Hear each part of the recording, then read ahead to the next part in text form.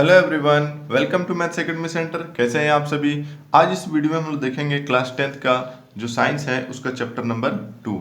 Chapter का नाम क्या है? अम्ल, क्षारक एवं लवण। ठीक है, तो इस चैप्टर में जो क्वेश्चन है उस क्वेश्चन को हम लोग सॉल्व करने से पहले सबसे पहले इन सब का मतलब समझ लेते हैं, यानी कि अम्ल किसे कहते हैं, क्षारक किसे कहते हैं, लवण किसे कहते हैं। ठीक है, इन सब को हम लोग समझेंगे। इसके बारे में जो बेसिक चीज़ें हैं, ठीक है, उसको बताएंगे।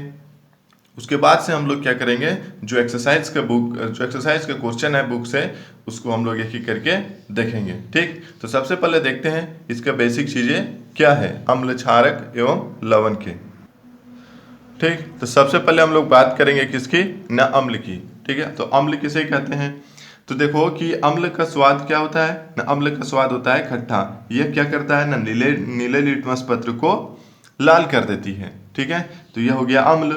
अब देखते हैं क्षारक को। तो क्षारक किसे कहते हैं? क्षारकों का स्वाद कैसा होता है, न कड़वा होता है। यह क्या करती है कि यह लाल लिटमस पत्र को नीला कर देती है। यह काफी ज्यादा इंपॉर्टेंट क्वेश्चन है, इसको याद रखना काफी ज्यादा जरूरी है। ठीक है, अम्ल और क्षारक हो गया, काफी सिंपल वे में लिखा हुआ है और यह जो है बहुत ज्यादा आसान है और बहुत ज्यादा इंपॉर्टेंट भी है। ठीक, तो अगला हम देखते हैं इसमें क्या है। अम्ल हो गया, क्षारक हो गया। ठीक है, लवण के बारे में तो पता है कि लवण किसको कहते हैं। तो लवण को हम लोग क्या बोल सकते हैं, लवण को हम लोग सॉल्ट भी बोल सकते हैं। ठीक है, तो अगला देखते हैं हम लोग क्या है मेरा पीएच स्केल से आप क्या समझते हैं। ठीक है, पीएच स्केल से आप क्या समझते हैं, यह क्वेश्चन जो है काफी बार एग्जाम में पूछी जा चुकी है, इसलिए आप इसको ध्यान से देखिए कि किसी भी विलयन में उपस्थित हाइड्रोजन आयन की सांद्रता ज्ञात करने के लिए एक स्केल का प्रयोग किया जाता है जिसे पीएच स्केल कहते हैं। ठीक है, अब ये जो पीएच स्केल होती है इसका फुल फॉर्म क्या होती है? तो पीएच का फुल फॉर्म होती है पोटेंशियल ऑफ हाइड्रोजन।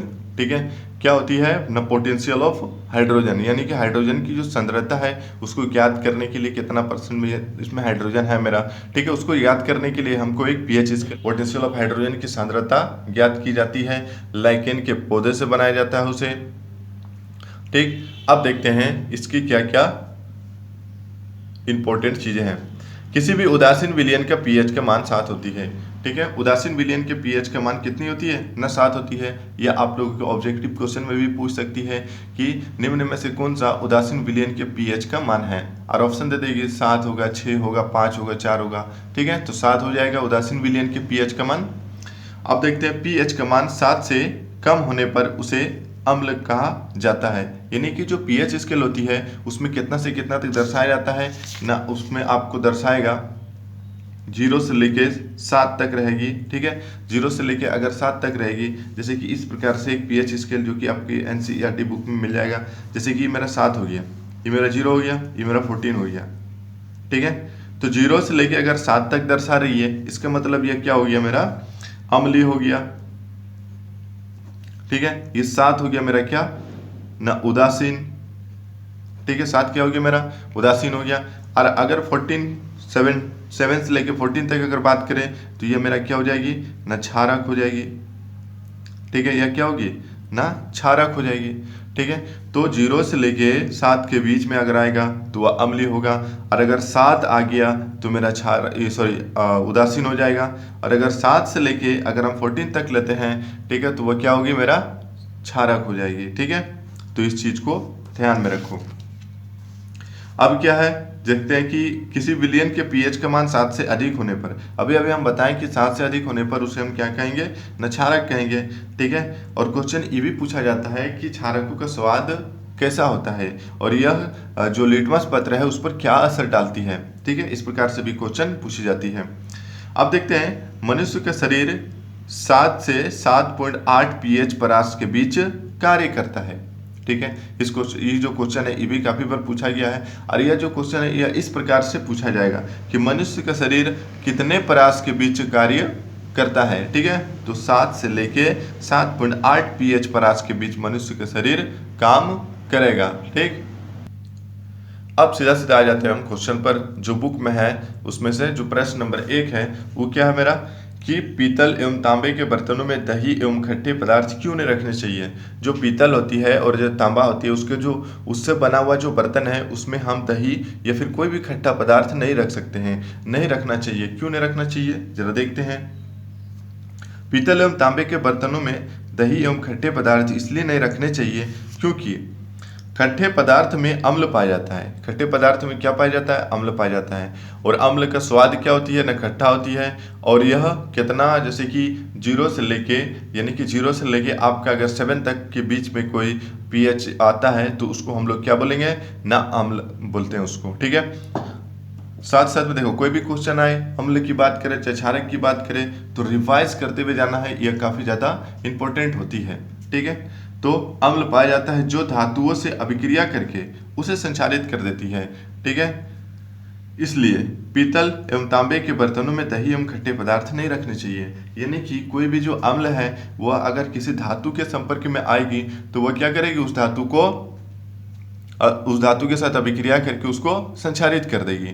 ठीक है, इसलिए यह बोला जाता है कि अगर आप जो बर्तन है आपका वो अगर तांबे या पीतल का बना हुआ है तो आप उसमें दही या फिर कोई भी खट्टे पदार्थ नहीं रखें, नहीं तो वह जो बर्तन है वह संचारित हो जाएगी, यानी कि जंग लगना उसमें चालू हो जाएगा। ठीक, अगला क्वेश्चन देखते हैं। आप इसको पॉज करके लिख भी सकते हो, काफ़ी ज़्यादा इंपॉर्टेंट है। और ये जो क्वेश्चन है, क्वेश्चन नंबर 1 काफ़ी ज़्यादा बार पूछा गया है और यह जो है इस बार आने वाले एग्जाम में भी पूछी जाएगी। चलो देखते हैं अगला क्वेश्चन। क्वेश्चन नंबर 2 में क्या है कि धातु के साथ अम्ल की अभिक्रिया होने पर कौन सी गैस निकलती है। उदाहरण के साथ लिखिए। कोई भी धातु के साथ अम्ल की अभिक्रिया होने पर हाइड्रोजन गैस निकलती है। ठीक है, तो जैसे जेड एन के साथ अगर हम हाइड्रोक्लोरिक एसिड, ठीक है, हाइड्रोक्लोरिक एसिड को अगर हम अभिक्रिया करते हैं तो मेरा कौन सी गैस निकलेगा, ना हाइड्रोजन गैस निकलेगा। ठीक है, चलो देख सकते हो जेड एन उसके बाद से किसके साथ अभिक्रिया किए, हाइड्रोक्लोरिक एसिड के साथ अभिक्रिया किए। अच्छा, हाइड्रोक्लोरिक एसिड है ये क्या है, एक अम्ल है। ठीक है, एक अम्ल है। ठीक है, और जेड के साथ जब हम उसकी अभिक्रिया करेंगे तो हमको क्या मिलेगा, जिंक क्लोराइड और हाइड्रोजन हमको प्राप्त होगी। ठीक, तो देख सकते हो इसमें संतुलित भी करके दे दिए हैं, यानी कि जेड इधर 1 है तो इधर भी एटम 1 है उसका, हाइड्रोजन के एटम 2 है, इधर भी एटम 2 है, क्लोरीन के एटम 2 है यहाँ पर, तो देख सकते हो यहाँ भी क्लोरीन के एटम कितनी है, 2 है। ठीक, नेक्स्ट क्वेश्चन को देखते हैं। क्वेश्चन क्या है कि HCl यानी कि हाइड्रोक्लोरिक एसिड, HNO3 आदि जलीय विलयन में अम्लीय अभिलक्षण क्यों प्रदर्शित करते हैं, जबकि अल्कोहल एवं ग्लूकोज जैसे यौगिकों के विलयनों में अम्लीयता के अभिलक्षण नहीं प्रदर्शित होते हैं।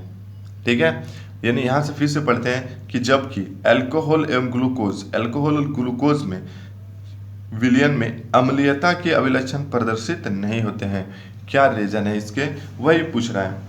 तो देखते हैं कि HCl, HNO3 आदि में H+ आयन उपस्थित होते हैं तथा जल में घुलने के बाद H+ आयन अलग हो जाते हैं, इसलिए यह अम्लीय अभिलक्षण प्रदर्शित करते हैं, जबकि अल्कोहल और ग्लूकोज में H+ आयन नहीं होते हैं। इस क्वेश्चन को जरा ध्यान से देखो कि बोला गया कि HCl, HNO3 आदि में H+ आयन उपस्थित होते हैं।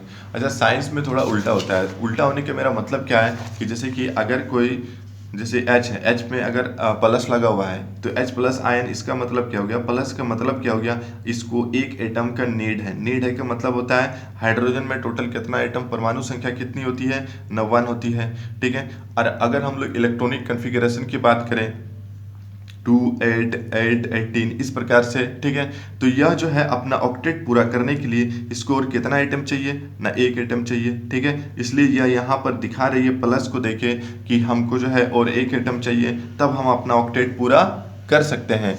यह होता है साइंस में। और अगर OH-, जैसे कि OH है, ठीक है, हाइड्रोक्साइड है, इसमें OH-, इसका मतलब क्या हो गया, इसके पास ज़्यादा है और यह किसी को 2 एटम या फिर 1 एटम दान कर सकता है। ठीक है, तो प्लस का मतलब होता है इसको नीडेड है, इसको चाहिए, यानी कि कुछ एटम चाहिए।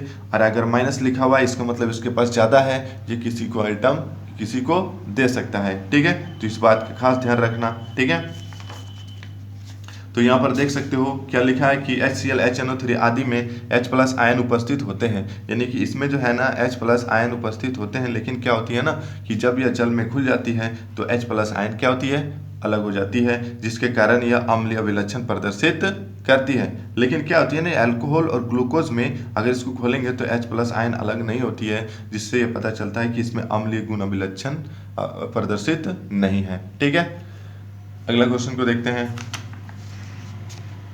अम्ल का जलीय विलयन क्यों विद्युत का चालन करता है? ठीक है, अम्ल का जलीय विलयन क्यों विद्युत का चालन करता है? क्वेश्चन देखते हैं क्या लिखा है कि अम्ल का जलीय विलयन विद्युत का चालन करती है। ठीक है, क्योंकि जब अम्ल जल में घुलती है तो यह वियोजित होकर, ठीक है, वियोजित होकर आयनों का निर्माण करती है, जो कि विद्युत धारा के प्रवाह के लिए काफ़ी ज़्यादा जरूरी है। अगर किसी विलयन से हम विद्युत धारा को प्रवाहित कर रहे हैं, इसका मतलब क्या हो गया, उसमें जो है आयनों की उपस्थिति होनी चाहिए, तब जो है विद्युत धारा प्रवाहित उसमें होगी, अन्यथा उसमें विद्युत धारा प्रवाहित नहीं होगी। और इस क्वेश्चन में वही बोल रही है कि अम्ल का जलीय विलयन विद्युत का चालन करती है, क्योंकि जब अम्ल जल में घुलती है, कोई भी अम्ल जब जल में घुल जाती है तो यह वियोजित होकर क्या होती है, आयनों का निर्माण करती है, जो कि विद्युत धारा के प्रवाह के लिए काफ़ी जरूरी होती है। ठीक, तो यह जो क्वेश्चन है इस भी इम्पोर्टेंट है। ठीक, तो इसको पॉज करना है, कॉपी में नोट करके याद जरूर करनी है। ठीक, अगला क्वेश्चन देखते हैं। Question number 3। क्वेश्चन नंबर 3 में क्या है कि शुष्क हाइड्रोक्लोरिक गैस शुष्क लिटमस पत्र के रंग को क्यों नहीं बदलती? तो इसका आंसर क्या है कि शुष्क हाइड्रोक्लोरिक गैस शुष्क लिटमस पत्र के रंग को नहीं बदलती है, क्योंकि शुष्क वातावरण में H+ आयन का निर्माण नहीं होती है। ठीक, तो इसका आंसर हो गया क्वेश्चन नंबर 3 का कि शुष्क हाइड्रोक्लोरिक गैस क्या होती है ना, शुष्क लिटमस पत्र के रंग को नहीं बदलती है। क्यों नहीं बदलती है? क्योंकि शुष्क वातावरण में H+ आयन का निर्माण नहीं होता है। यानी कि यह साफ है कि अगर किसी जैसे शुष्क हाइड्रोक्लोरिक गैस अगर लिटमस पत्र के रंग को बदलना है तो उसमें क्या होनी चाहिए, आयनों का निर्माण होनी चाहिए, तब जाके जो लिटमस पत्र है उसका रंग चेंज होगी। ठीक, लेकिन यह चेंज नहीं हो रही है, जिसके कारण क्या है कि आयन का निर्माण नहीं हो रही है, इसलिए चेंज नहीं हो रही है। ठीक है, अगला क्वेश्चन नंबर देखते हैं 4 नंबर। यह क्वेश्चन जो है काफी ज्यादा इंपॉर्टेंट है और यह फिक्स है कि एग्जाम में आएगी ही आएगी। क्या लिखा है कि अम्ल को तनुकृत करते समय यह क्यों अनुशंसित करते हैं कि अम्ल को जल में मिलाना चाहिए, ना कि जल को अम्ल में? ठीक, यह बहुत ज्यादा इंपॉर्टेंट क्वेश्चन है, यह एग्जाम में जरूर आएगी इस बार आप लोगों का। तो जल को अम्ल में मिलाने से क्या होती है, अत्यधिक ऊष्मा का निर्माण होती है। अगर कोई अम्ल है, अगर उसमें हम जल मिलाते हैं, ठीक है, अगर हम उसमें पहले अम्ल को डाल देते हैं किसी बर्तन में, उसके बाद अगर हम उसमें जल डालते हैं तो क्या होगा, अत्यधिक ऊष्मा का निर्माण होगा। ठीक है, और अत्यधिक ऊष्मा उत्पन्न होने के कारण क्या होगी, प्रयोग किया जा रहा कांच का पात्र टूट सकता है। जिस कांच के पात्र में हम उसका प्रयोग कर रहे हैं, ठीक है, उसको वह जो पात्र है अत्यधिक ऊष्मा के कारण टूट सकती है। ठीक है, जिससे हम जल भी सकते हैं और जिससे क्या होगा, हम जल भी सकते हैं। अतः अम्ल को धीरे धीरे जल में डालकर मिलाना चाहिए।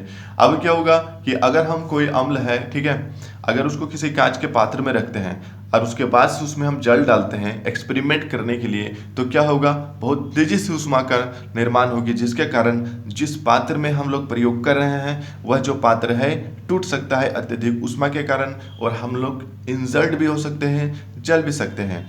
इसलिए क्या बोला जाता है कि हमेशा क्या करना है, ऐसे अगर आप जो है ना प्रयोग कर रहे हैं तो हमेशा इसको क्या करना है कि जल पहले डालना है पात्र में, उसके बाद अम्ल को धीरे धीरे उसमें डालकर मिलाएं। इससे कोई दिक्कत नहीं होगी, कम ऊष्मा निकलेगी, जिससे कोई नुकसान नहीं होती है। ठीक, नेक्स्ट क्वेश्चन देख लेते हैं क्वेश्चन नंबर 5 को। तो क्वेश्चन नंबर 5 है, अम्ल के विलयन को तनुकृत करते समय हाइड्रोनियम आयन यानी HO+ की सांद्रता कैसे प्रभावित होती है? तो अम्ल के विलयन को तनुकृत करते समय हाइड्रोनियम आयन H3O+ की सांद्रता में कमी हो जाती है। ठीक, यह छोटा सा क्वेश्चन है तो इसको देख सकते हो आप। अगला क्वेश्चन नंबर 6 को देखते हैं। क्वेश्चन नंबर 6 में क्या है कि H प्लस आयन की सांद्रता का विलयन, ठीक है, सांद्रता के विलयन की प्रकृति पर क्या प्रभाव पड़ता है। ठीक है, सांद्रता के विलयन की प्रकृति पर क्या प्रभाव पड़ता है। तो H प्लस आयन की सांद्रता जितनी अधिक होगी, ठीक है, प्रकृति पर कैसे प्रभाव पड़ेगी, यानी कि H प्लस आयन की सांद्रता जितनी अधिक होगी, विलयन में अम्ल की जो मात्रा है उतनी ही अधिक होगी। यानी H प्लस आयन की सांद्रता अगर अधिक हो रही है तो इसका मतलब क्या है कि विलयन में भी जो अम्ल की मात्रा है वह अधिक होगी। ठीक है, तो आज हम लोगों ने क्या देखे, कुछ बेसिक क्वेश्चंस देखे, उसके बाद से क्या देखा हम लोगों ने, क्वेश्चन नंबर 6 तक हम लोग आज देख लिए हैं। आंसर जो NCERT बुक से जो क्वेश्चन है उसका आंसर देख लिए हैं। इन सभी को आपको नोट करते हुए चलना है और इसको रिवीजन करते हुए चलना है, याद करना है, ताकि एग्जाम में अगर इस प्रकार से क्वेश्चन आ जाए तो आप उसको छोड़ के नहीं बल्कि एग्जाम में लिख कर जरूर आओगे, ताकि आपको अच्छा मार्क्स मिल सके। अगर ये वीडियो आपको हेल्पफुल लग रही है तो प्लीज़ लाइक ज़रूर करना, कमेंट तो ज़रूर करना और शेयर भी ज़रूर करना।